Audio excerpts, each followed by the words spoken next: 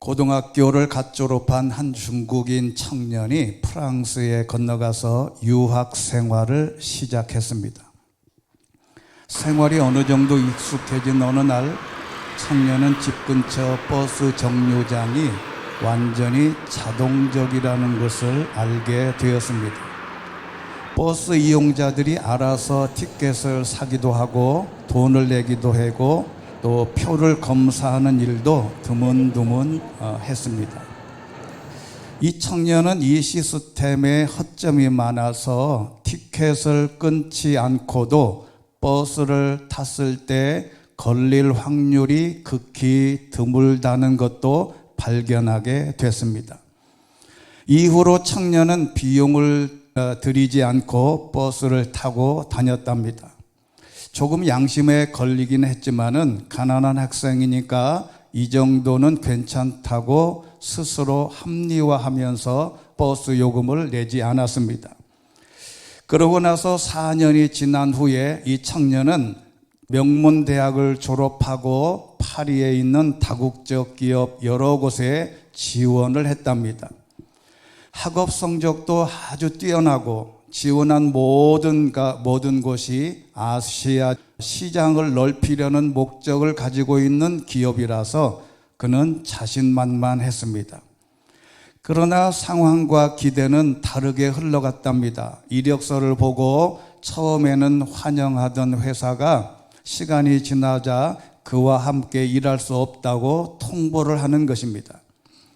이게 한두 번이 아니고 계속 반복이 돼서 아무래도 이 다국적 기업이 중국인인 자신을 차별한다고 생각을 했답니다.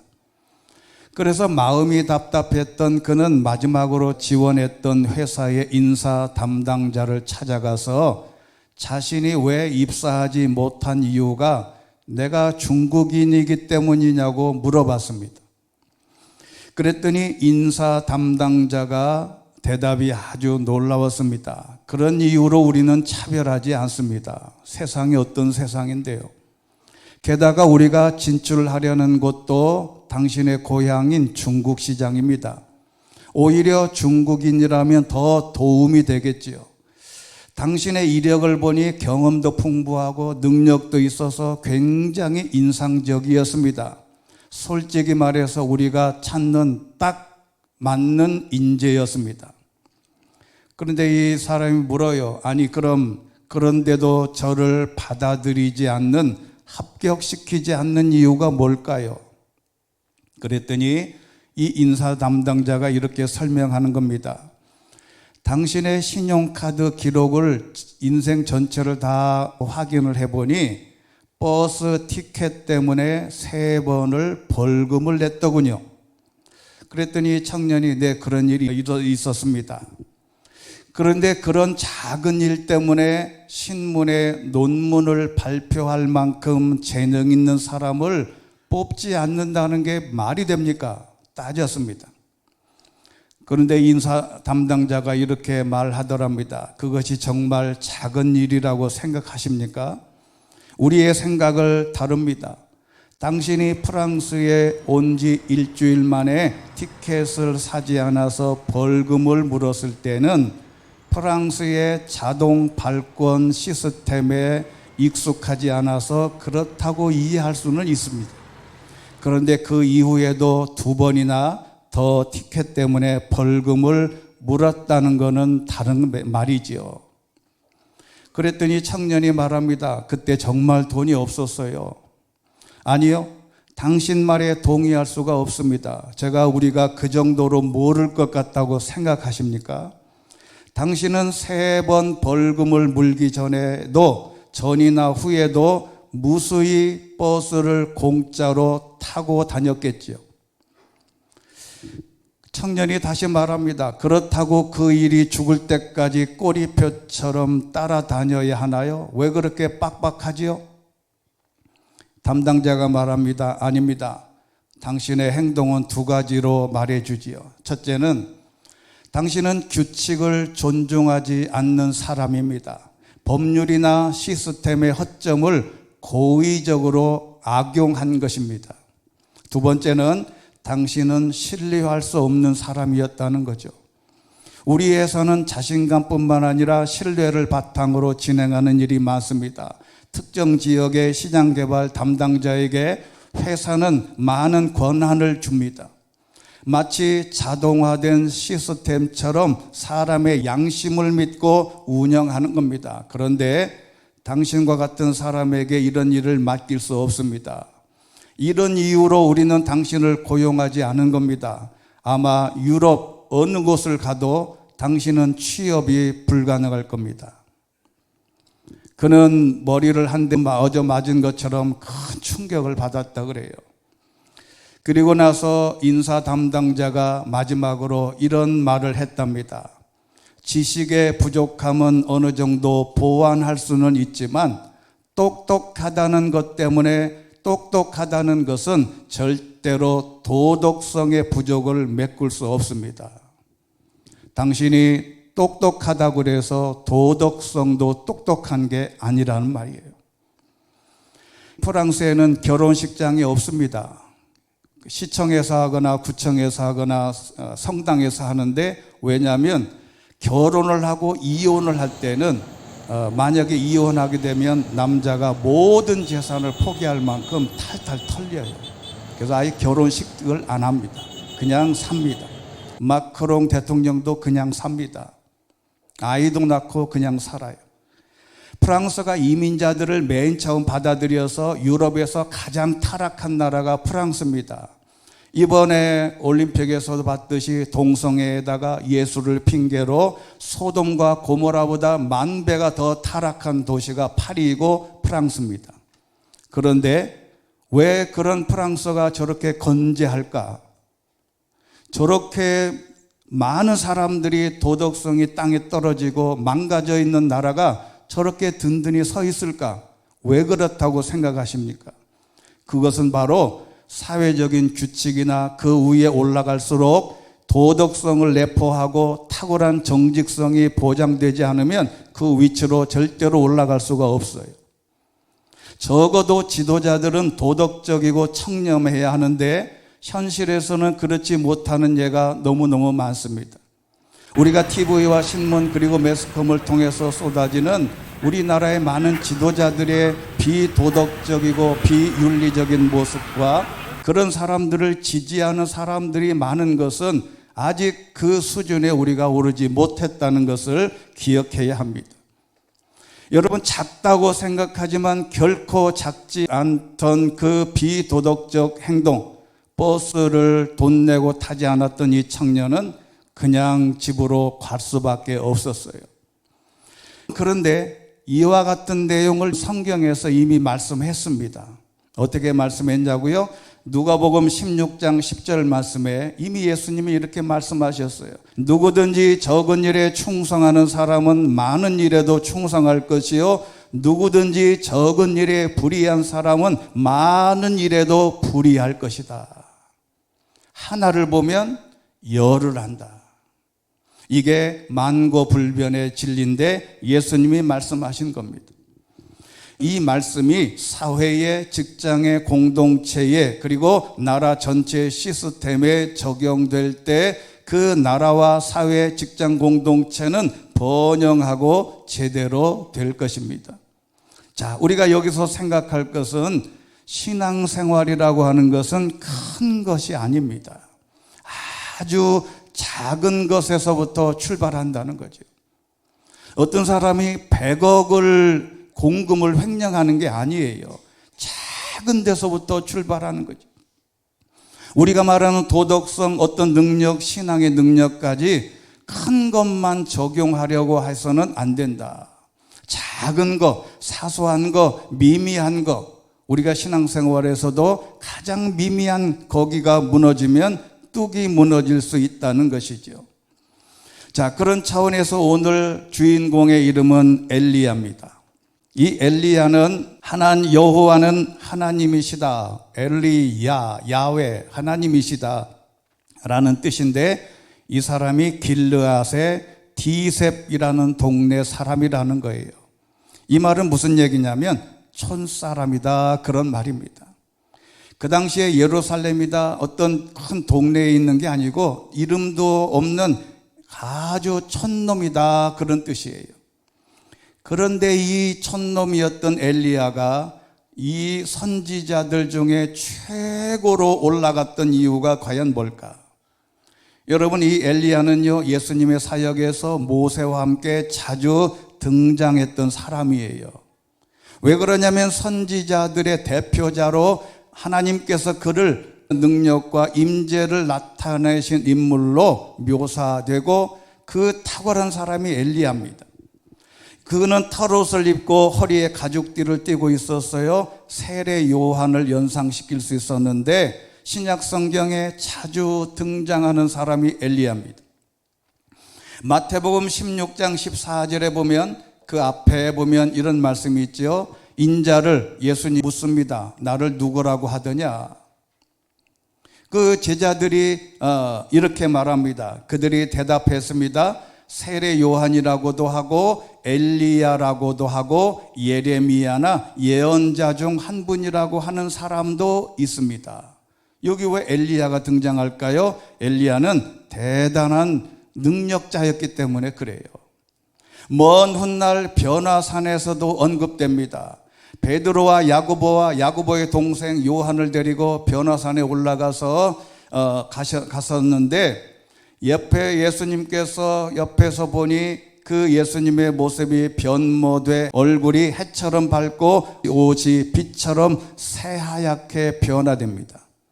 바로 그때 모세와 엘리야가 그들 앞에 나타나서 예수님하고 세 명이 대화하는 모습을 제자들이 보게 됩니다. 그때 베드로가 나서서 이렇게 말합니다. 주여, 우리가 여기 있으니 너무너무 좋습니다. 주께서 원하신다면 제가 여기에다가 초막셋을 만들 때 텐트를 쳐서 하나는 주를 위해, 하나는 모세를 위해, 하나는 엘리야를 위해 짓겠습니다. 이 엘리야는 이렇게 위대한 선지자였기 때문에 성경에도 예수님 당시에서도 계속 등장하는 겁니다. 그러면 이 위대한 선지자였던 엘리야가 어떤 사람인가를 알면 우리도 그 뒤를 따라서 귀한 신앙생활의 발걸음이 되지 않겠나 하는 말씀을 우리가 묵상해 보고 싶습니다. 첫째는 이 엘리야는 깊은 믿음에 기초한 영적인 삶을 살았던 사람이었다. 엘리야의 삶에서 본받아야 할 첫 번째 특성은 그가 흔들리지 않는 믿음의 기초가 든든했다. 기초가 든든하게 돼 있어야 하는 거죠.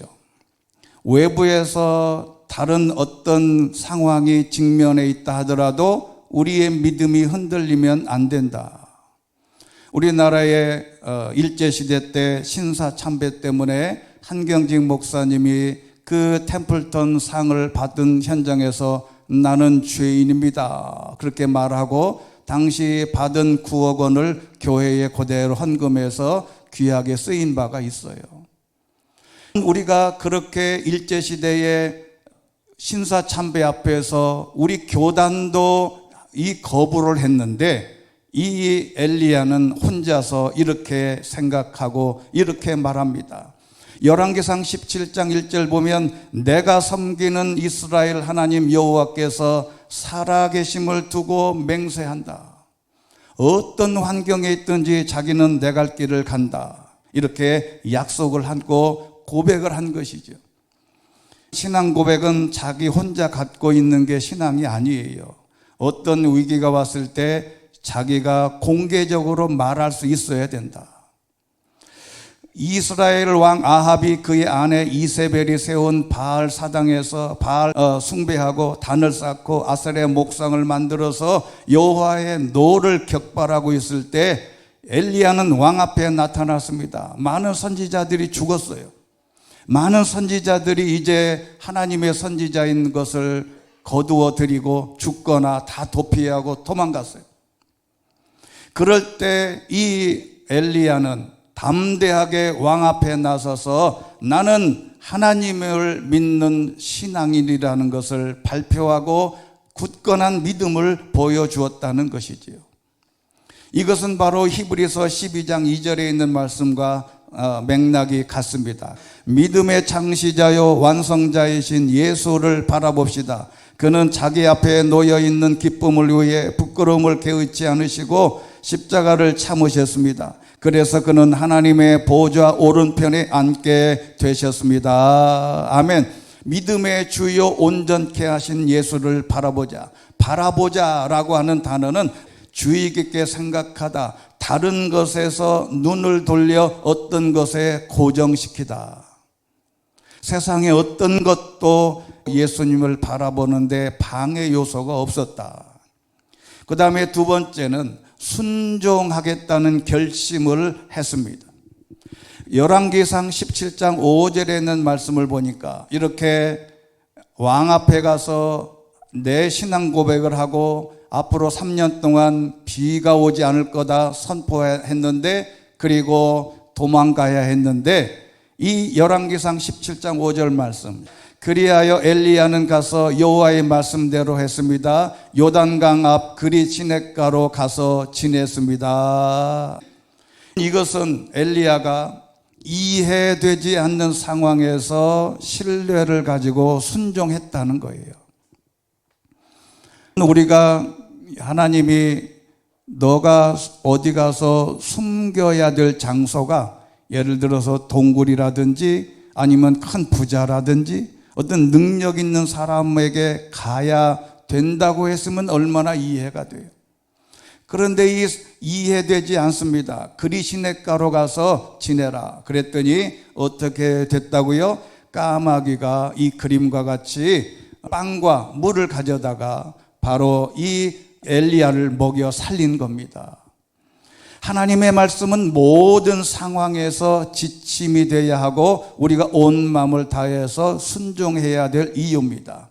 엘리야처럼 우리도 하나님께서 우리를 어디로 인도하시든지 이해할 수 없어도 그게 사랑이라는 것을 고백을 해야 된다는 것이죠. 그러면 세 번째는 낙담에도 불구하고 인내했다. 엘리야는 낙담이 낯설지 않습니다.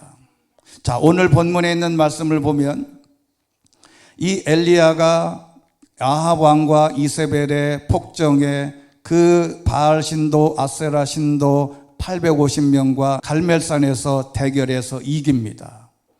당당하게 이기고 850명을 다 그 아래서 학살합니다. 그리고 도망 나와요.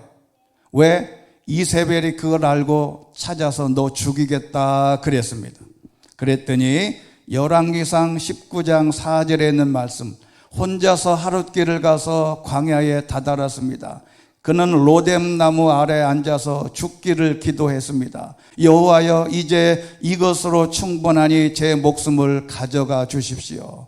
저는 저의 조상들보다 나은 것이 없습니다. 850대의 일에 승리를 하고 기도 응답을 받고 천하가 내 것처럼 될 때도 있었으나 이렇게 절망의 늪에 빠질 때가 있다는 거죠. 우리는 깊은 낙담의 순간에 직면하게 될 것입니다. 엘리야의 이야기는 우리가 하나님이 우리를 버리지 않으신다는 점을 상기시켜 주는데 갈라디아서 6장 9절에 있는 말씀을 꼭 기억을 해야 됩니다. 선한 일을 하다가 낙심하지 맙시다. 포기하지 않으면 때가 이르면 거두게 될 것입니다. 아멘. 낙심하지 않는 게 중요하다. 기도하다가 선한 일을 하다가 신앙생활을 열심히 하다가 어느 순간에 문제가 틀어지고 안 되면 낙심합니다. 내가 왜 하나님을 평생을 이렇게 섬겼는데 나에게 왜 이래? 어떨 때는 내가 하나님 앞에 눈물로 고백하고 열심히 기도하다가도 어느 날 내 인생이 왜 이래? 내 자꾸 이렇게 꼬이지? 안 풀리지? 그럴 때 낙심하지 말라는 거예요. 그리고 네 번째는 악에 맞서는 용기가 있던 사람인데 바로 열왕기상 18장 17절에 있는 말씀을 보면 이제 가서 엘리야가 아합 왕에게 가서 담대하게 말합니다. 아합은 엘리야를 보자 말했습니다. 내가 바로 이스라엘의 문제를 일으키는 자로구나. 여러분, 이런 말씀을, 이런 구절을 들으면 아합이 얼마나 뻔뻔한지는 알지요.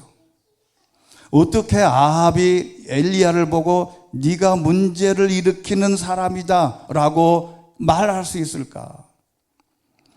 적반하장입니다. 예나 지금이나 정치인들의 속성이 이럴 경우가 많아요. 아합 때문에 나라가 망하고 있는데 영적인 지도자 엘리야를 향해서 너 때문이다. 예나 지금이나 정치인들은 자기 탓을 하지 않습니다. 모두가 다 남 탓이에요. 남들을 공격하고 허물을 들추어내는, 그래서 정치나 사회 이것을 잘못 배운 경향이 많아요.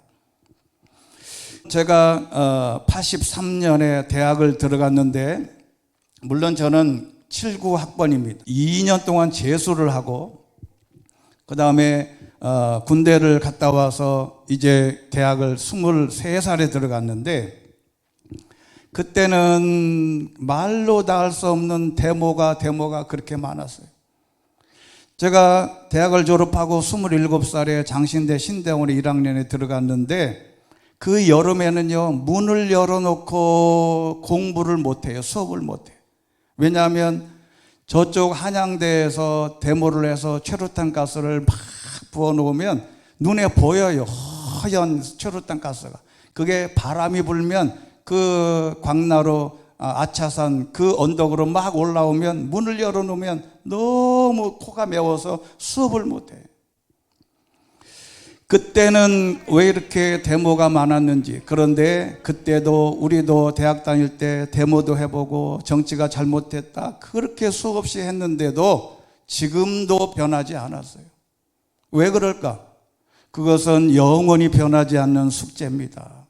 엘리야가 라합 왕한테 갔더니 너 때문에 이스라엘이 문제가 있다 이렇게 얘기할 때 18절에 있는 말씀 보면 이 엘리야가 담대하게 이렇게 말합니다. 그러자 엘리야가 대답했습니다. 나는 이스라엘에 문제를 일으킨 적 없소. 당신과 당신 아버지 집안이 문제를 일으킨 것이요, 당신은 여호와의 명령을 저버리고 바알을 따랐소. 이렇게 담대하게 맞설 수 있는 용기가 있어야 되는데, 현 시대에는 모든 사람이 이 악에 맞서 싸울 수 있는 사람이 많이 없어요. 나부터 그러지 못하고 있는 부끄러운 삶을 살고 있는 게 분명합니다.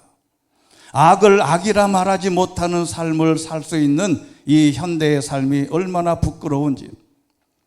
그 다음에 5번째는 중보자의 마음을 가진 사람이 바로 엘리야였어요. 엘리야는 뭐냐면, 엘리야가 그렇게 능력이 있고 파워가 있고 힘이 있었는데도 불구하고 본인의 영광을 위해서가 아니라, 열왕기상 18장 37절에 있는 말씀을 보면 이렇게 말씀합니다. 여호와여 내게 응답해 주십시오. 오 여호와여 응답하셔서 주는 여호와 하나님이시며 주께서 그들의 마음을 돌이키게 하시는 분임을 이 백성들이 알게 해 주십시오 라고 기도했다는 거죠. 엘리야의 기도는 자신의 영광을 위한 것이 아닙니다. 하나님의 영광을 위해서 이 백성들이 잘못된 길로 가는 곳에서 돌이켜달라고 하나님 앞에 기도하는 것이죠. 우리의 기도는 그래서 하나님의 목적에 초점을 맞춰야 합니다. 그래서 예수님도 그분이 이 땅에 오신 목적을 화해자, 중보자였다고 사도 바울이 로마서 5장 10절에 이렇게 말씀합니다. 우리가 하나님과 원수가 됐을 때 하나님의 아들이 죽으심으로 그분과 화목하게 됐으니, 화목하게 된 우리는 하나님의 생명으로 인해 확실히 구원을 받을 것입니다. 디모데전서 2장 5절 말씀. 하나님은 한 분이시고 하나님과 사람 사이의 중보자도 한 분이시니 곧 사람이신 그리스도 예수이시다. 그러면 우리는 어떻게 해야 되냐? 고린도후서 5장 18절 말씀. 모든 것은 하나님께로부터 왔습니다. 하나님은 그리스도를 통해서 우리를 그분과 화목하게 하시고 또한 우리에게 화목하게 하는 직분을 맡겨 주셨다. 저와 여러분이 간직해야 할 최고의 직분은 목사도 아니고 장로님도 아니고 안수집사나 집사님도 아니에요. 가장 중요한 직분은 뭐냐면 화목해야 하는 직분을 가진 자가 최고의 직분이다. 누군가를 위해서 기도하고 누군가를 위해서 중보자로 기도하는 모습은 성경에서 말하는 예수님을 닮은 최고의 모습 중에 하나입니다. 그 다음에 여섯 번째는 고독 속에서 하나님을 만난 사람이 이 엘리야입니다. 이 엘리야는 위대한 선지자였는데 고독과 또는 지칠 때가 있다. 이렇게 엘리야도 850명과 싸워서 승리할 만큼 기도의 사람인데 지칠 때가 있다. 우리도 지칠 때가 있다. 자, 여러분 이게 얼마나 현실적인지 몰라요. 우리가 어려서 아버지를 보면 아버지가 위대해 보이고 아버지는 걱정도 없고 아버지는 인생의 모든 문제를 해결하신 분이라고 생각했는데 제가 아버지가 되고 보니 그렇지를 않더라고요. 우리도 아버지도 힘들고 어머니도 힘들고 대통령도 힘들고 슈퍼하는 주인도 힘들고 세입자도 힘들고 세를 준 사람도 힘들어요. 다 힘들다고. 그래서 이 엘리야가 이세벨을 피해서 도망갔습니다. 동굴 속으로 도망을 갔어요. 그날 밤에 혼자 지냈습니다. 그때 여호와께서 엘리야에게 말씀하셨습니다. 엘리야야, 여기서 뭐 하고 있냐? 혼자서 고독하게 도망자의 현장에 오셔서 묻습니다. 너 여기서 뭐 하고 있냐? 엘리야가 대답합니다. 내가 열심으로 하나님을 섬겼는데 아합이 다 선지자들을 때려 죽이고 나만 혼자 있습니다. 그런데 이제 나 혼자 있는 것도 내 목숨을 빼앗으려고 합니다. 그때 여호와 하나님께서 말씀하셨어요. 산에 가서 내가 너 앞에 지나갈 테니까 잘 봐라. 그래서 크고 강한 바람이 불어오고 산을 가르고 바위를 막 부셔요. 그런데 여호와께서 바람 속에도 안 계시고 바람이 지나간 지진이 일어났는데 지진 속에서도 하나님이 안 보이셔. 그런데 어디서 하나님께서 나타나셨냐면 12절 말씀입니다. 지진이 물러간 뒤에는 불이 있었습니다. 그러나 여호와께서는 그 불 속에도 계시지 않았습니다. 그런데 불이 지나간 뒤에 작은 소리가 들렸습니다. 아멘. 자, 여기가 중요해요. 하나님의 사명은 크게 들려오지 않습니다. 절대로 크게 들려오질 않아요. 고독 속에서 혼자 있을 때 하나님의 음성이 들려올 확률이 많아요. 우리가 기도원 문화가 발달하고 부흥의 문화가 발달해서 여러 사람이 함께 모여서 기도하는 거 중요하고 아주 탁월한 방법이지만 그렇게 한다고 하나님의 음성이 들려오지 않는다. 하나님은 언제 조용할 때, 언제 혼자 있을 때.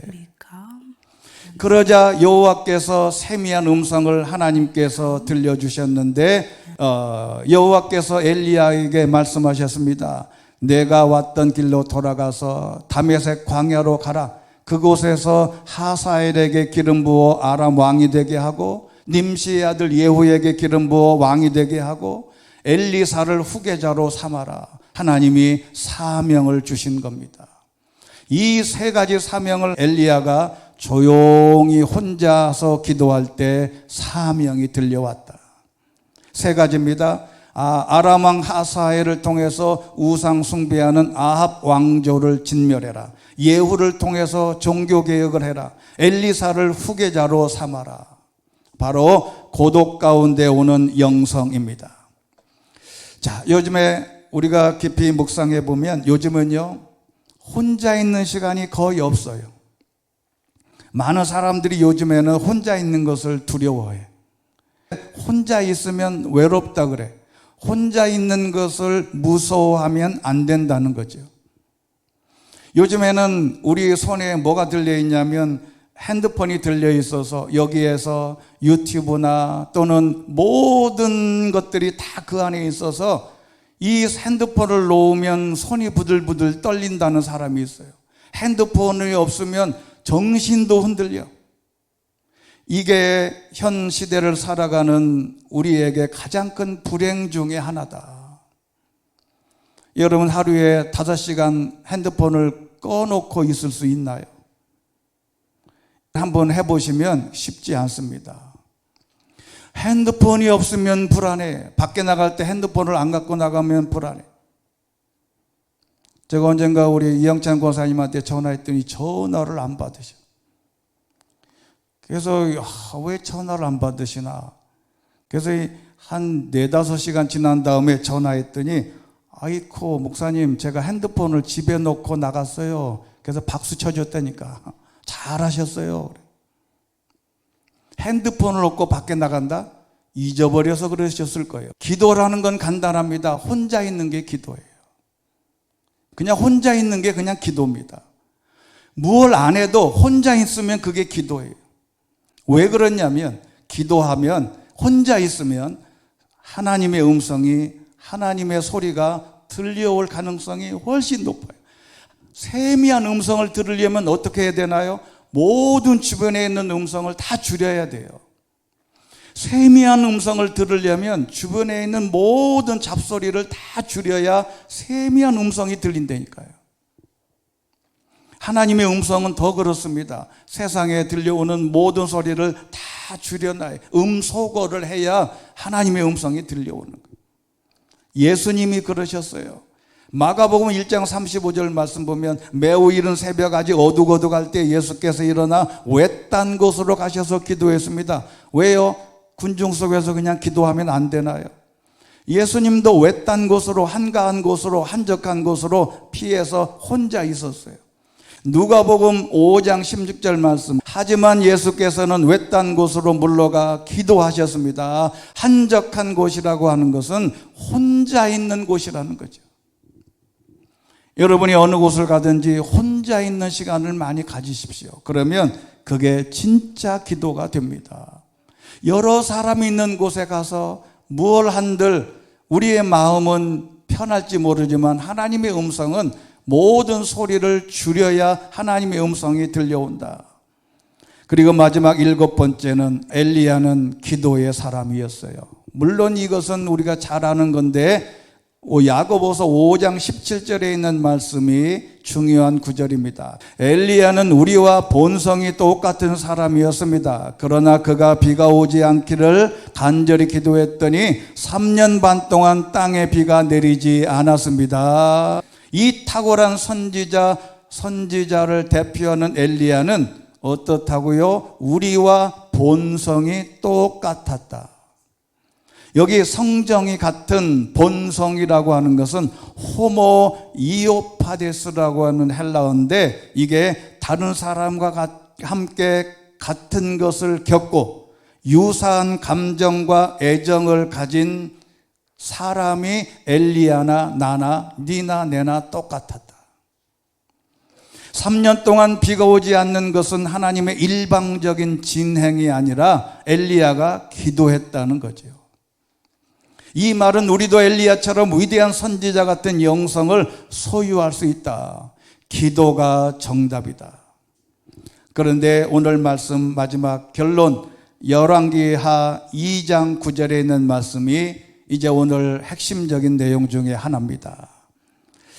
후계자를 세우려고 엘리사가 이 엘리야를 뒤를 졸졸졸 따라다니다가 마지막 내가 내게 무엇을 해주기를 원하길래 이렇게 악착스럽게 나를 따라다니냐 그랬더니 열왕기하 2장 9절에 있는 말씀이 우리가 같이 한번 읽겠습니다. 강을 다 건너간 뒤 엘리야가 엘리사에게 말했습니다. 내가 내 곁을 떠나기 전에 내가 너를 위해 무엇을 해주기를 원하는지 말해보아라. 엘리사가 대답했습니다. 선생님에게 있는 영이 2배나 제게 있게 해 주십시오. 아멘. 여기 영, 성령, 거룩한 영이 2배나 제게 있게 해달라고 엘리사가 요청했다는 겁니다. 깊이 생각해 보십시오. 엘리야 시대와 엘리사 시대는 성령이 영감이 2배가 있어야 된다. 그러면 우리는 지금 몇 배가 있어야 되겠냐? 이게 오늘의 중요한 목표입니다. 그 시대에 엘리야가 살았던 시대, 엘리사가 살았던 시대, 그 뒤로 계속 와서 예수님 시대, 사도 시대를 지나서 중세 시대를 지나서 오늘 저와 여러분이 살고 있는 이 현실에는 몇 배가 더 필요할까? 엘리사의 영감, 엘리야의 영감이 10,000배가 더 필요할 것 같다. 그런데 우리는 항상 엘리야의 영성만 추구하면 되겠냐? 아니다. 이것은 10배고 100배고 1000배가 필요한 시대에 우리는 살고 있습니다. 정말 힘든 시대가 아니겠냐? 유혹도 많고 견뎌야 할 것도 많고 질병도 많고 세상에 온갖 유혹하는 것들이 너무너무 많은데 이 시대에는 얼마나 많은 영성이 필요하겠냐? 그래서 결론은 믿음도 2배, 10배, 순종도 10배, 낙담 중에서도 인내도 10배, 악에 맞서는 용기도 10배, 중보자의 마음도 10배, 고독도 10배, 기도도 10배. 그 10배보다 수십 배, 수백 배, 수천 배의 영성이 필요한 오늘의 이 시대를 살아가는 저와 여러분들입니다. 얼마나 힘들고 얼마나 힘든 신앙생활을 하고 있냐? 우리가 현장에 나가보면 말로 다 할 수 없는 어려움들과 악마와 싸워야 되고 사탄과 싸워야 되고 세상의 유혹과 싸워야 되니 얼마나 큰 영성이 더 필요하겠냐. 우리가 오늘도 엘리야가 가졌던 영성이 엘리사에게 2배가 필요했다면 우리는 이 시대에는 2배, 10배, 7배, 수백 배의 영성이 필요한 것이 아니겠냐. 그러니 오늘도 하나님의 말씀으로 만족하지 않고 하나님께서 우리에게 승리를 안겨다 줄 그날까지 우리의 믿음의 영성을 더 키울 수 있게 되기를 주의 이름으로 축원합니다. 전능하시고 자비로우신 하나님 아버지, 엘리야가 가졌던 영성을 엘리사는 2배를 요청했습니다. 그렇다면 우리는 몇 배를 더 요청해야 할까요? 하나님께서 우리에게 새로운 영성, 믿음의 영성, 하나님이 주신 풍성한 하나님의 말씀의 영성으로 배가 되어 이 땅을 살아가는 데 필요한 하나님의 능력을 회복하며 능력을 갖고 살아갈 수 있도록 은혜 위에 은혜를 더하여 주시옵소서. 예수 그리스도의 이름으로 기도드리옵나이다. 아멘.